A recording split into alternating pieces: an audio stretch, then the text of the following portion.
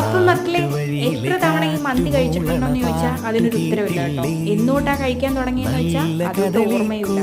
പക്ഷേ എപ്പോൾ എന്ത് വേണം എന്ന് ചോദിച്ചാൽ ആദ്യം എൻ്റെ വായിൽ ഈ മന്തിയെ വരും കേട്ടോ. അത്രയ്ക്ക് ഞാൻ കഴിച്ചിട്ടുണ്ടായിരിക്കും. പിന്നെ എൻ്റെ സൊമാറ്റോയിലെ സിസ്റ്റർ എടുത്ത് നോക്കിയാലും ഫുള്ള് മന്തിയായിരിക്കും. കായംകുളത്തെ ഓൾമോസ്റ്റ് എല്ലാ മന്തിക്കടയിലും ഞാൻ മന്തി വാങ്ങി കഴിക്കാറുണ്ട്. ബെസ്റ്റ് എന്ന് എനിക്ക് എപ്പോഴും തോന്നിയിട്ടുള്ളത് കുഫേല മന്തി കേട്ടോ. പക്ഷെ അത് ഈവനിങ് മാത്രമേ കിട്ടാറുള്ളൂ.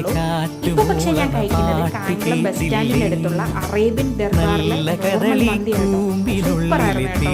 എന്ന് വെച്ച് കഴിഞ്ഞാൽ അവരുടെ മയോ ആണെങ്കിലും തക്കാളിയുടെ ഡിപ്പാണെങ്കിലും സാലഡ് ആണെങ്കിലും ചിക്കനൊക്കെ നല്ല ടെൻഡർ, നല്ല സോഫ്റ്റ് ആയിരുന്നു കേട്ടോ. അതുപോലെ റൈസിനൊക്കെ നല്ല ഫ്ലേവർ ഉണ്ടായിരുന്നു.